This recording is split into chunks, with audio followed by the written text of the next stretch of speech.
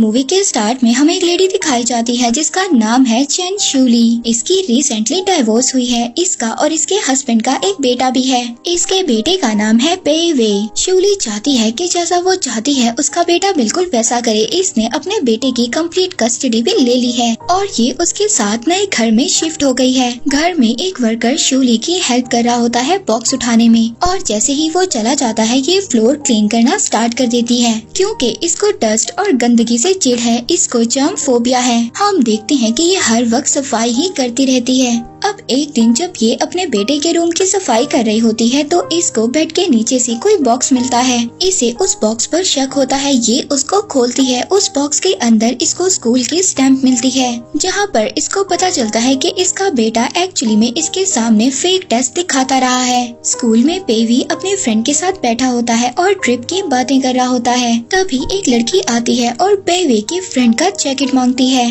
तभी एक लड़का उठकर पेवे के फ्रेंड की जैकेट उसको दे देता है। पर तभी यहाँ पर सब लोग इस लड़की का मजाक उड़ाने लगते हैं। हम यहाँ पर पेवी को देखते हैं। वो अपने रिपोर्ट कार्ड की एक फेक कॉपी बनवाता है अपने घर वालों को दिखाने के लिए और वो घर में मौजूद स्टैम्प इस पर लगाएगा क्योंकि पेवी अच्छे तरीके से जानता था अगर उसने अच्छे मार्क्स नहीं लिए तो उसकी मदर उसको ग्रेजुएशन ट्रिप पर जाने नहीं देंगी। अब जब ये घर पहुँचता है और पहुँचकर वो बॉक्स ढूंढता है तो वो बॉक्स तो इसको कहीं पर भी नहीं मिलता। इसकी मदर इसके रूम में आती है और ये ऐसे प्रिटेंड करता है कि जैसे ये पढ़ रहा था। पर तभी इसकी मदर इसके सामने वही बॉक्स करती हैं जिसे देखकर ये बहुत ज्यादा परेशान हो जाता है। इसकी मदर को इसका सीक्रेट पता चल गया था। इसकी मदर इसको डांट रही थी मगर ये इग्नोर कर रहा था। यहाँ पर शूली को बहुत ज्यादा गुस्सा आ जाता है। अब वो अपने बेटे से रियल रिपोर्ट कार्ड पूछती है मगर ये कहता है कि मेरा रिपोर्ट कार्ड गुम हो गया है। पेवी को पेंटिंग में बहुत ज्यादा इंटरेस्ट है मगर इसकी मदर को इसकी ये हॉबीज बिल्कुल भी पसंद नहीं है। इसकी मदर इसे ये भी कहती है कि जो तुम्हारे मार्क्स अच्छे नहीं आते वो इस वजह से नहीं आते, तुम हर वक्त पेंटिंग में लगे रहते हो।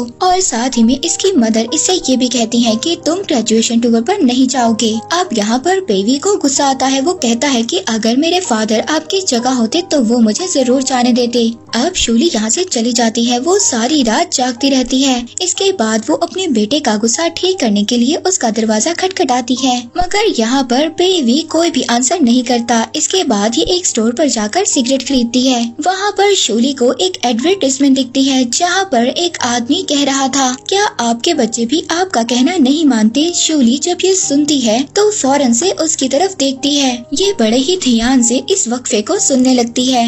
एडवर्टाइजमेंट में ये बताया जा रहा था कि साइंटिस्ट ने अपनी टेक्नोलॉजी को यूज कर एक ऐसा रिमोट बनाया है जिसमें कि बच्चे माँ बाप का कहना मानेंगे। अब एडवर्टाइजमेंट में ये तो नहीं बताया गया कि एक्चुअली में ये प्रोडक्ट है क्या। पर तभी शूली को अपने पास वही खड़ा आदमी दिखाई देता है जो इसने एडवर्टाइजमेंट में देखा था। वो यहाँ पर शूली से पूछता है कि क्या आप इस डिवाइस में इंटरेस्टेड हैं। उधर हम पेवी को देखते हैं जो देर से उठता है और जल्दी से अपने स्कूल के लिए तैयार होता है। रास्ते में वो एक लड़के से टकराता है। इसके बाद वो स्कूल जल्दी जाने के लिए टैक्सी में बैठ जाता है। टैक्सी का ड्राइवर इससे बातें कर रहा था। इसको ऐसा लग रहा था कि जैसे सेम डे इसने कल भी गुजारा था। जब ये क्लास में पहुँचता है तो ये लेट था। ये अपने साथ वाले फ्रेंड से पूछता है कि आज क्या डेट है। वो बताता है कि आज जून 7 है। इस पर पेवी उसको कहता है कि ये डेट तो कल थी। इसको बहुत ज्यादा गुस्सा आ जाता है। इसके बाद ये स्कूल से बाहर जाता है और अपने फ्रेंड्स के साथ बैठा होता है। अब वो लड़की जो कल आई थी इसके फ्रेंड की जैकेट मांगने, वो आज भी आकर इसके फ्रेंड की जैकेट मांग रही थी। इसको सब कुछ बहुत ज्यादा अजीब लग रहा था कि वही सब कुछ जो कल हुआ था वही सब कुछ आज हो रहा है। इसके बाद ये घर वापस आ जाता है और अपने बेड के नीचे बॉक्स ढूंढने लगता है।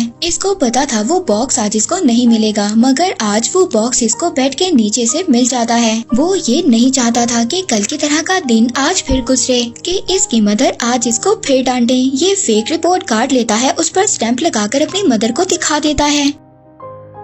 अब इसकी मदर जब ये रिपोर्ट कार्ड देखती हैं तो परेशान हो जाती हैं मगर इसको डांटती नहीं हैं। वो ये भी नहीं कहती कि तुम मुझसे झूठ बोल रहे हो। वो कहती हैं चलो बैठकर डिनर करो।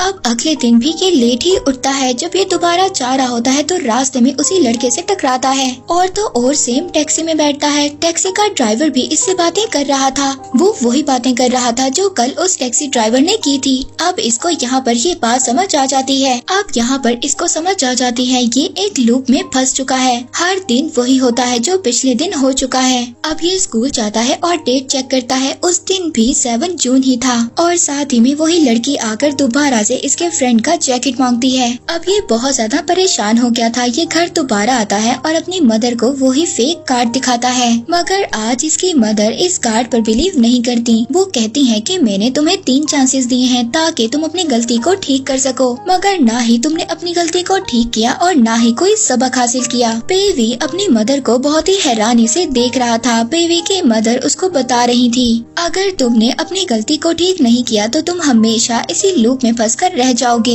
इसकी मदर इसके सामने रिमोट निकालती हैं और रीसेट का बटन सेट करती हैं और यहाँ पर पेवी नेक्स्ट मॉर्निंग के लिए रीसेट हो जाता है।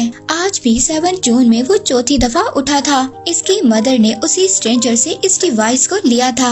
इसकी मदर ये डिवाइस इसको टॉर्चर करने के लिए यूज कर रही है। अब पेवी की मदर इसे कहती है कि दोबारा गलती मत करना। पेवी आज भी फेक रिपोर्ट कार्ड अपनी मदर को दिखाता है फेक स्टैंप लगाकर। 4 दिन तक वो उसी दिन को रिपीट करता रहता है। अब जब वो इस लूप से थक चुका था तो वो रियल रिपोर्ट कार्ड अपनी मदर के सामने लाता है। अब इसकी मदर खुश हो जाती है। उनको समझ आ गई थी कि इस रिमोट का यूज कर वो अपने बच्चे को कंट्रोल में कर सकती हैं। मगर यहाँ पर कहानी खत्म नहीं हुई। अब उसके माइंड में एक नया प्लान आ गया। वो अपने बेटे के सामने करेलों का सालन रख देती है। इसके बेटे को ये बिल्कुल भी पसंद नहीं था, मगर वो ये टेस्ट करना चाहती थी कि इसका बेटा इसकी बात मानेगा या नहीं मानेगा। मगर इसके बेटे को तो अब अपनी मदर से डर लग रहा था। ये वही करता है जो इसकी मदर कहती है। इसकी मदर इससे कहती है कि कल सुबह से तुमने अपने पुराने ग्राम स्कूल में जाना है। इसका मतलब ये था कि अब ये अपने दोस्तों से भी नहीं मिल पाएगा। और तो और इसने अपने बेटे के लिए एक प्लान बनाया है कि ये एक दिन को 15 दिन रिपीट करेगा।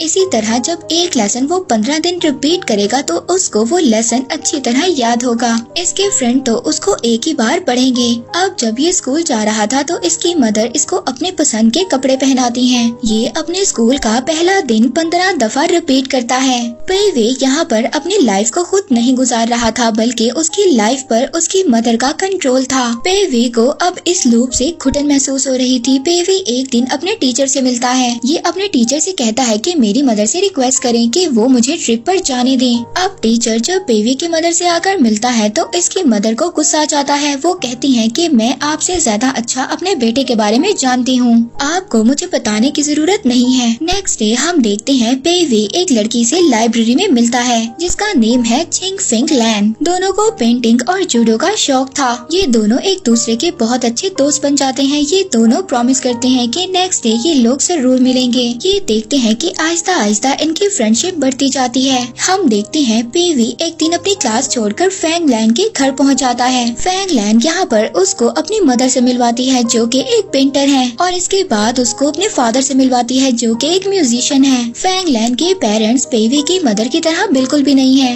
इसके बाद पेवी फैंग लैन के साथ टेरेस पर जाता है। ये दोनों वाटर गन की हेल्प से पेंटिंग करते हैं। बहुत टाइम के बाद पेवी ने इतना सारा फन किया था। फैंग लैन पेवी को बताती है कि उसकी ख्वाहिश है वो न्यूयॉर्क जाकर आर्ट्स की स्टडी करे।